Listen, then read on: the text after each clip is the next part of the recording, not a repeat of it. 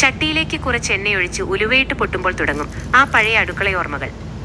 അതിലേക്ക് അരിഞ്ഞു വെച്ച സവാളയും തക്കാളിയും കൂടെ നന്നായി ചതച്ച ഇഞ്ചി വെളുത്തുള്ളിയും പച്ചമുളകും കൂടിയിട്ട് നന്നായിട്ടൊന്ന് വഴറ്റിയെടുക്കാം.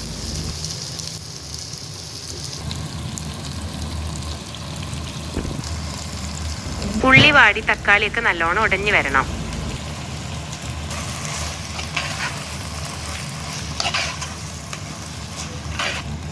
ഈ ഉള്ളി വഴന്നു വരുമ്പോഴേക്കും കറിക്ക് നല്ലൊരു നാടൻ മണം തരാൻ അടുത്തൊരു പാനിൽ കുറച്ച് കുരുമുളക് ഇട്ട് വറുത്തെടുക്കാം.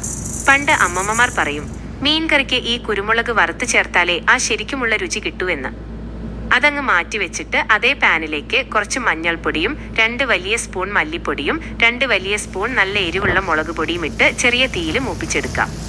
ആ മസാലയുടെ പച്ചമണം മാറുമ്പോൾ നേരെ നമ്മുടെ ഉള്ളി തക്കാളി കൂട്ടിലേക്ക് ഇതങ്ങ് തട്ടി നന്നായിട്ടൊന്ന് ഇളക്കി യോജിപ്പിക്കാം. ഇനി മീൻകറിയുടെ ജീവനായ നല്ല ഒന്നാന്തരം വാളൻപുളി 2-3 കഷ്ണം ഇതിലേക്ക് ഇട്ടുകൊടുക്കാം. കൂടെ കറിക്ക് ആവശ്യമുള്ള വെള്ളവും ഒഴിച്ച് പാകത്തിന് ഉപ്പും ചേർത്ത് നന്നായിട്ടൊന്ന് തിളപ്പിച്ചു കൊണ്ടുവരാം. ചട്ടിയിൽ നിന്ന് മസാല തിളച്ചു മറിയുന്ന ആ ഒരു മണമുണ്ടല്ലോ, അയലത്തെ വീട്ടിലെ കുട്ടികൾ വരെ ഓടിവരും. ചാറൊക്കെ നല്ലോണം തിളച്ചിട്ടുണ്ട്. ഇനി കഴുകി വൃത്തിയാക്കി വെച്ചിരിക്കുന്ന മീൻ കഷ്ണങ്ങൾ പതുക്കെ ഇതിലേക്ക് ഇറക്കി വെക്കാം.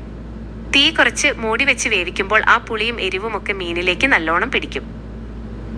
നോക്കൂ, കുറച്ച് മിനിറ്റ് കഴിഞ്ഞപ്പോൾ നമ്മുടെ മീൻകറി ഇവിടെ സൂപ്പറായി വെന്ത് എണ്ണയൊക്കെ തെളിഞ്ഞു വന്നിട്ടുണ്ട്. അവസാനമായിട്ട് ഇതിലേക്ക് നല്ല ഫ്രഷ് കറിവേപ്പില കൂടി അങ്ങോട്ട് വിതറി കൊടുത്താൽ സംഗതി ചോറാണ്. നല്ല ചൂട് കുത്തിരിച്ചോറിന്റെ കൂടെ ഈ മീൻചാറും കൂട്ടി ഒരു പിടി പിടിച്ചാൽ വേറൊന്നും വേണ്ട. എല്ലാവരും ട്രൈ ചെയ്ത് നോക്കണേ. അപ്പൊ ഈ രീതിയിൽ മീൻകറി വെക്കാൻ എത്ര പേർക്ക് ഇഷ്ടമുണ്ടെന്ന് താഴെ ഒന്ന് കമന്റ് ചെയ്യണേ.